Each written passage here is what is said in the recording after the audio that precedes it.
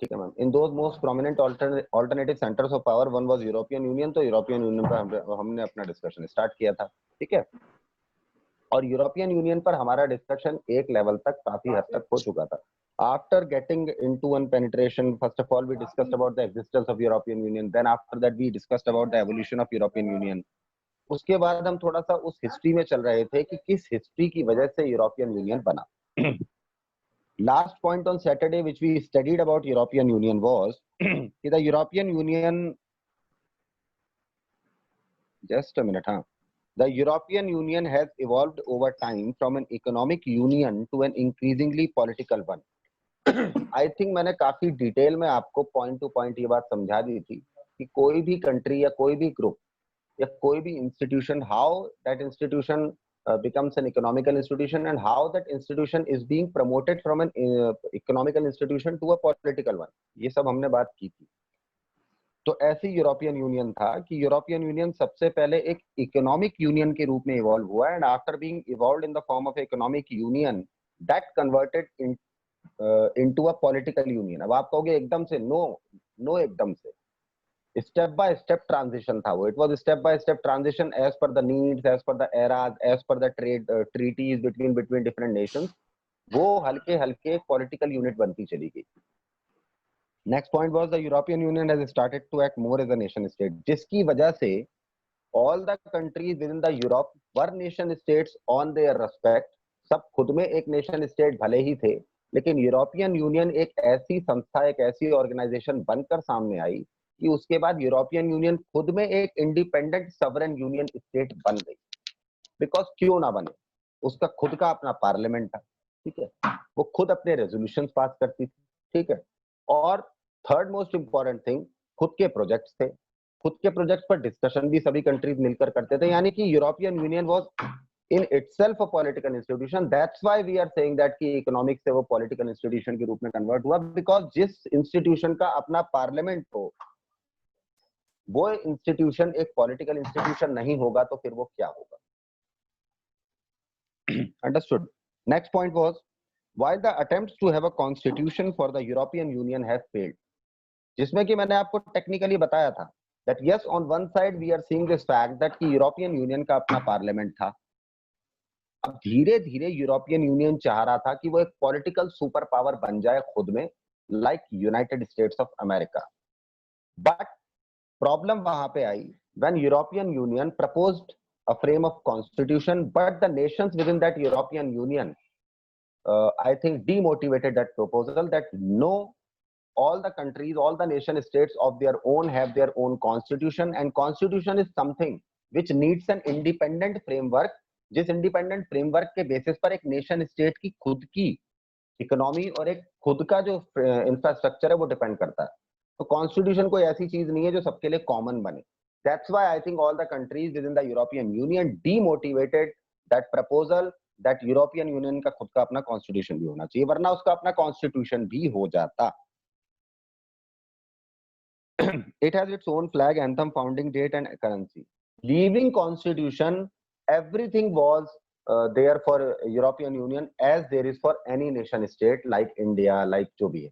एक कंट्री जो खुद में एक नेशन स्टेट होती है, like an independent nation state के पास जितने अपने सिंबलाइजेशंस होते हैं वो सब यूरोपियन यूनियन के पास थे, leaving the constitution obviously because it was not a single union state, it was a group of union states. That's why उसको सिंगल कॉन्स्टिट्यूशन की जरूरत नहीं थी। और एक ग्रुप का कोई एक कॉन्स्टिट्यूशन हो नहीं सकता जहां पर सब अपने अपने कॉन्स्टिट्यूशन को लेकर बैठे हैं। तो उनका यूरोपियन यूनियन का अपना फ्लैग भी था, यूरोपियन यूनियन का अपना नेशनल, मतलब नॉट नेशनल सॉरी, अपना एक एंथम भी था, अपनी एक फाउंडेशन भी थी, अपनी फाउंडिंग डेट भी थी और अपनी एक करेंसी भी थी। वो मैंने आपको बताया था ना कि every country in European Union has its own currency within their level, within many aspects। बाकी ओवरऑल यूरोपियन यूनियन की अलग करेंसी है, दैट इज यूरो, जो यूरोप में हर जगह चलती है बशर्ते वो देश यूरोपियन यूनियन का हिस्सा। Next point, it has also some form of a common foreign and security policy in its dealings with other nations। साथ में यूरोपियन यूनियन के अंदर जितने भी नेशंस आते थे उन सभी नेशंस की सिक्योरिटी पॉलिसीज को ध्यान में रखते हुए, उन सभी नेशंस के फॉरेन पॉलिसीज को ध्यान में रखते हुए यूरोपियन यूनियन के सभी देशों ने बैठकर कुछ फॉरेन एंगल्स पर कुछ सिक्योरिटी एंगल्स पर भी कुछ पॉलिसी फॉर्मेट तैयार किया कि इस पॉलिसी फॉर्मेट के बेसिस पर हम दूसरे नेशंस के साथ डीलिंग करेंगे। तो those policies in that policy format related to common foreign and security issues were common for both all the nations which were part of European Union to deal with other nations outside European Union. Understood? Next point क्या है? The European Union has tried to expand areas of cooperation while acquiring new members, especially from the erstwhile Soviet bloc. ये बात भी हमने उस दिन चर्चा में ली। देखिए, कोई भी इंस्टीट्यूशन अगर बनता है तो कोई भी इंस्टीट्यूशन नहीं चाहता कि उसकी लेगेसी जो है अगर ग्लोरियस रही है तो उसका आने वाला जो फ्यूचर है वो एक्सपैंड हो। वही यूरोपियन यूनियन की बात थी और आपको अच्छी तरह पता है दैट मैं अभी तक आपको 8 से 9 I have told you, I have explained you the evolution of European Union from evolution of European Union to the establishment of European Union to the formation of European Union as an economic forum to the European Union as a political forum. मैंने आपको ये 4 चीजें at least 8 to 9 steps में बताई हैं। 10th step क्या था कि इसके बाद यूरोपियन यूनियन ने टाइम टू टाइम अपने आप को एक्सपैंड भी करते रहने की कोशिश कंटिन्यू रखी। किन टर्म्स में? यानी कि expansion in what terms? Expansion in cooperation and expansion in acquiring relations up to maximum strength at least within the nations which were part of European Union। यानी कि यूरोपियन यूनियन ने time to time अपने अलावा अपने आप को expand करने की भी कोशिश की अलग अलग एरियाज में। किस मीडियम से? कोऑपरेशन से। भाई कोऑपरेशन से बड़ा तो कोई मीडियम ही नहीं है ना। आप अपने आप को अगर एक्सपैंड करना चाहते हैं तो या तो दादा बनकर एक्सपैंड करने की कोशिश करें like China is trying to do. Second most and the most formulated basic to expand your area, to expand your zone, to expand your approach क्या होता है? कोऑपरेशन होता है। वही यूरोपियन यूनियन ने साथ साथ यूरोपियन यूनियन ने मेंबर्स को भी मौका दिया कि आप अगर और ज्यादा if somebody else, if some other European nation also wants to become a member of European Union, then that nation is most welcome to become it। अब आप कहोगे ऐसा कौन था? लाइक आप देखिए यूरोपियन यूनियन के एक्सपेंशन की सोच इतनी पॉजिटिव थी कि उन्होंने उस सोवियत ब्लॉक के कई कंट्रीज को मोटिवेट किया European union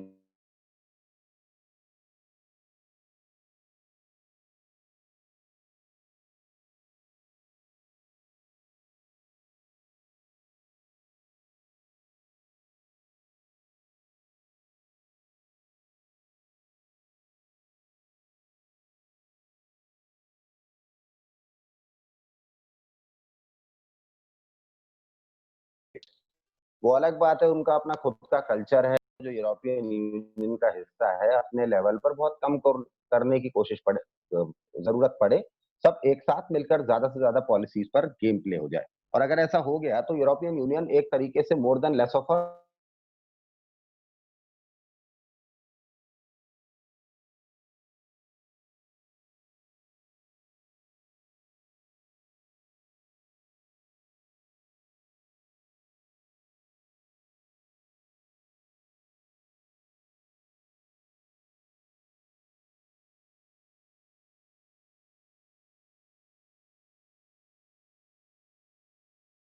what who was not in favor of what they were not in favor, or we can say they were not enthusiastic in giving the powers to the European Union to exercise like a government। यानी कि simple वो ये नहीं चाहते थे कि European union एक government की तरह काम करने लग जाए सारी कंट्रीज के ऊपर, बिकॉज सब कंट्रीज की अपनी गवर्नमेंट ऑलरेडी है। There are also reservations about including some few countries within the EU।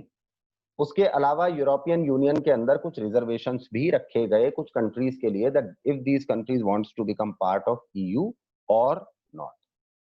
आप कहोगे पुराने कंट्रीज के लिए नए कंट्रीज के लिए? भाई देखो primarily when European union was established जितने नेशंस तब जुड़े थे, बट जब बात हो रही है कि रिजर्वेशंस आप रख रहे हैं तो I think obviously those reservations must be for some that kind of nations जो यूरोपियन यूनियन का इजीली हिस्सा नहीं बन सकते।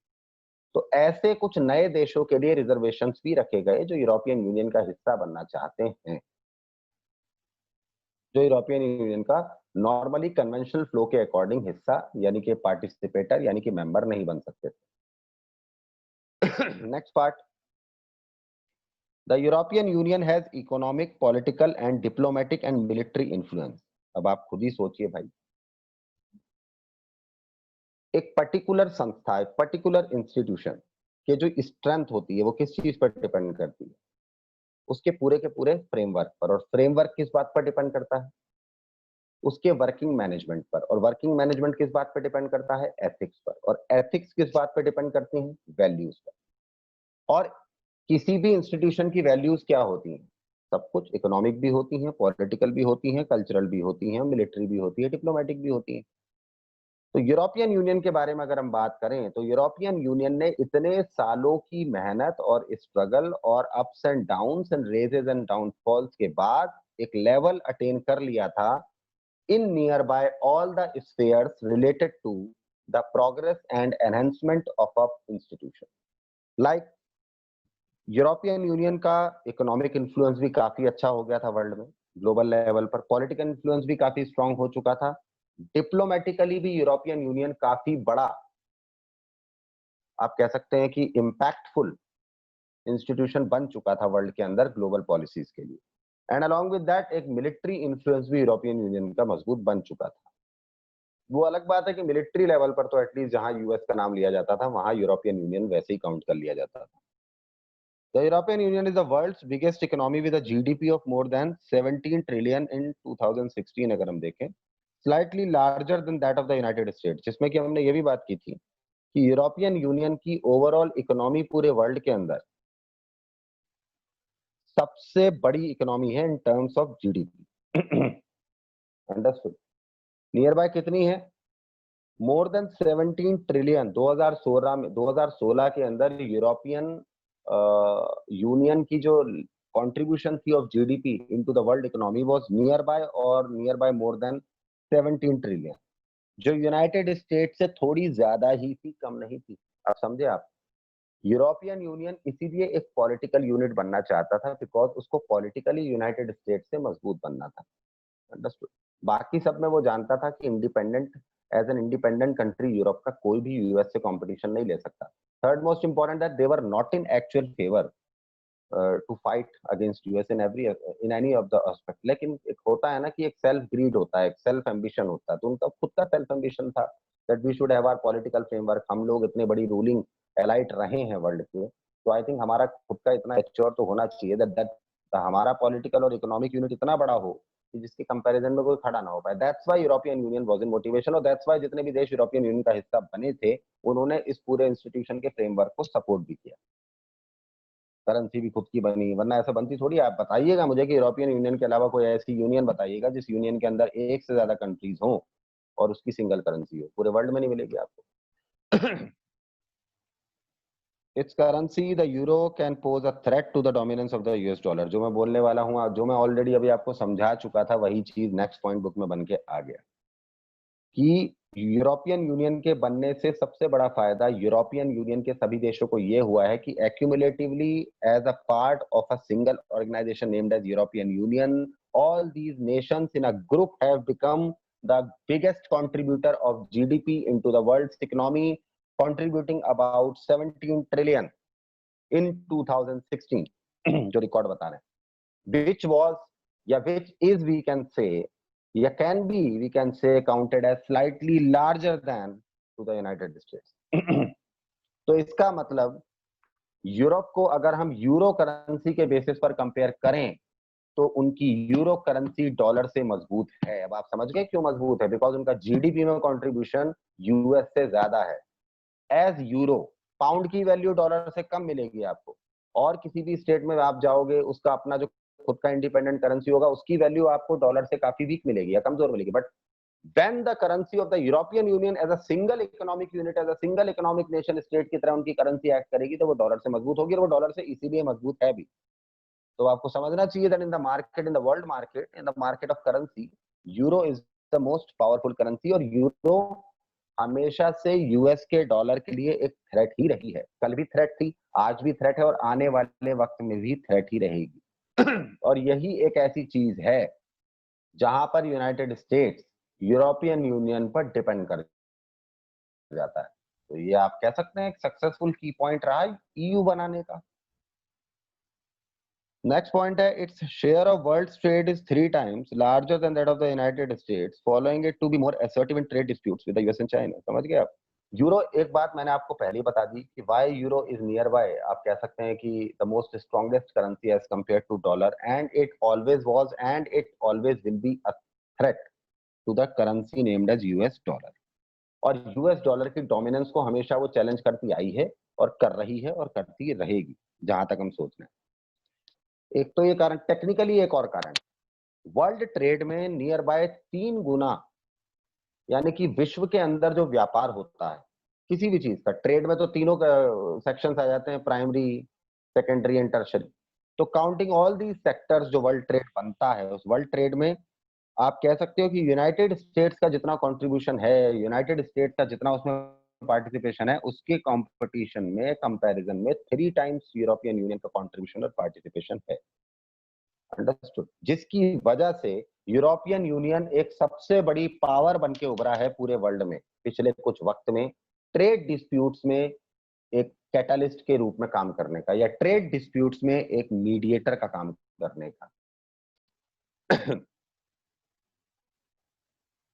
स्पेशली यूएस और चाइना के बीच में जो कोल्ड वॉर चल रहा है पिछले कुछ वक्त से, जो इकोनॉमिकल वॉर चल रहा है हम कह सकते हैं, उसमें तो सबसे बड़ा डिसाइडर ही यूरोपियन यूनियन है।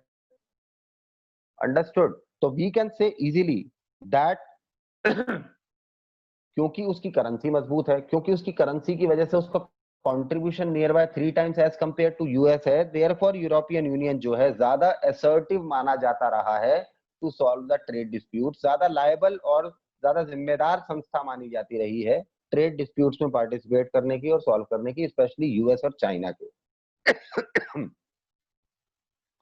Its economic power gives its influence over its closest neighbors as well as in Asia and Africa. और यही इसकी वो इकोनॉमिक पावर है, यही इसकी वो आर्थिक शक्ति है जो इसको पूरे वर्ल्ड के अंदर इतना अधिकार दे देती है ऑटोनोमसली कि अपने नेबर्स पर अपना इन्फ्लुएंस पैदा कर देता है यूरोपियन यूनियन। और वो इन्फ्लुएंस मान लो, चाहे इंप्रेशन मान लो, कुछ भी मान लो। Understood? That's why European Union has its great influence on its neighbours, specially वो नेबर जो इसके बहुत करीबी हैं, क्लोजेस्ट। साथ में उन कंट्रीज पर भी यूरोपियन यूनियन का एक बहुत ही स्ट्रॉन्ग इन्फ्लुएंस एंड इंप्रेशन है जो एशिया में है और जो अफ्रीका में है, क्योंकि ऑब्वियसली एशिया और अफ्रीका के जिन नेशंस पर यूरोपियन यूनियन की इकोनॉमिक ट्रोनिसिटी का इफेक्ट और इंप्रेशन है, वो लगभग सारे नेशंस कभी यूरोपियन कंट्री का कॉलोनी रह चुके हैं, वन और दी अदर टाइम।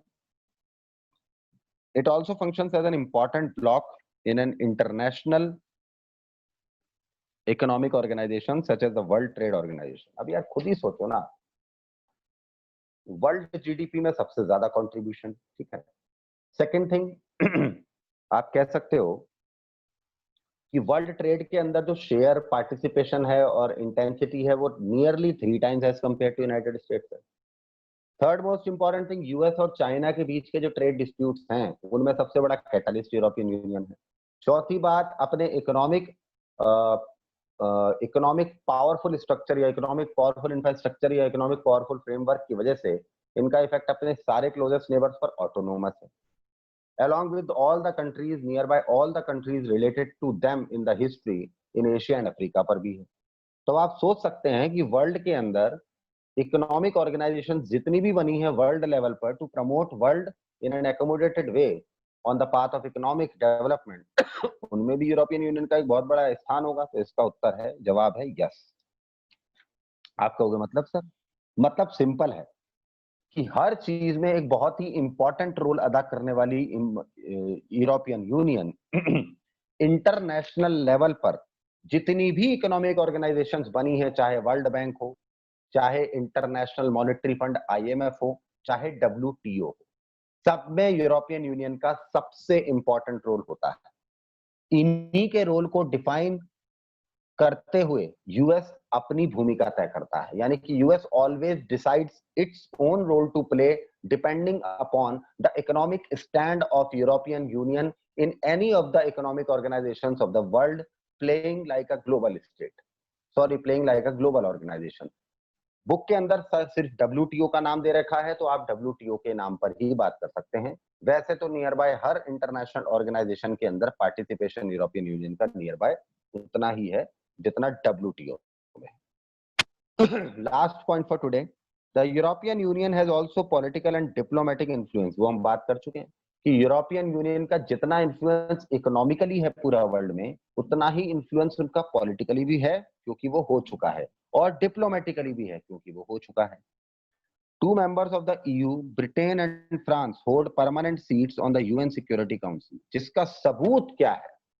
जिसका सबूत, प्रूफ, एविडेंस ये है दैट पूरे वर्ल्ड की सबसे बड़ी ऑर्गेनाइजेशन, जो यूनाइटेटिवली पूरे वर्ल्ड का एक रिप्रेजेंटेटिव मानी जाती है, यूनाइटेड नेशंस ऑर्गेनाइजेशन, यानी कि इन शॉर्ट फॉर्म UNO, उसके अंदर जिसको हम UNSC बोलते हैं, यूनाइटेड नेशन सिक्योरिटी काउंसिल, उन यूनाइटेड नेशन सिक्योरिटी काउंसिल के अंदर हर साल 10 टेम्पोररी मेंबर बनते हैं और 5 परमानेंट मेंबर तब से हैं जब से यूएन बनी है, और शायद तब तक रहेंगे जब तक यूएन एग्जिस्टेंस करेगी। तो चलिए, टेम्पोररी मेंबर्स में तो कंट्रीज हर 2 साल में आती रहती हैं, जाती रहती हैं। लाइक इंडिया जो है, वो टेम्पोररी मेंबरशिप में 2 बार पहले आ चुका है, and third time now India is included this year, but India is fighting for a permanent seat in permanent मतलब यूएनएससी। तो आप सोचिए, उस यूएनएससी के अंदर 5 नेशंस हैं। कौन कौन से हैं? एक तरफ सोवियत यूनियन, रशिया जिसको हम बोल रहे हैं, सेकंड यूएसए, जानते हैं आप, थर्ड चाइना, जानते हैं आप, fourth France, and fifth Britain. यानी कि 5 में से 2, यानी कि 40% परमानेंट मेंबर्स यूरोपियन यूनियन के बैठे हैं। अब आप इससे अंदाजा लगा सकते हैं कि इन वर्ल्ड पॉलिटिक्स भी कितना बड़ा स्थान है, कितनी बड़ी इंपॉर्टेंस है, कितना बड़ा एग्जिस्टेंस है यूरोपियन यूनियन का। So for today, I think it is more than enough. We will discuss it further tomorrow.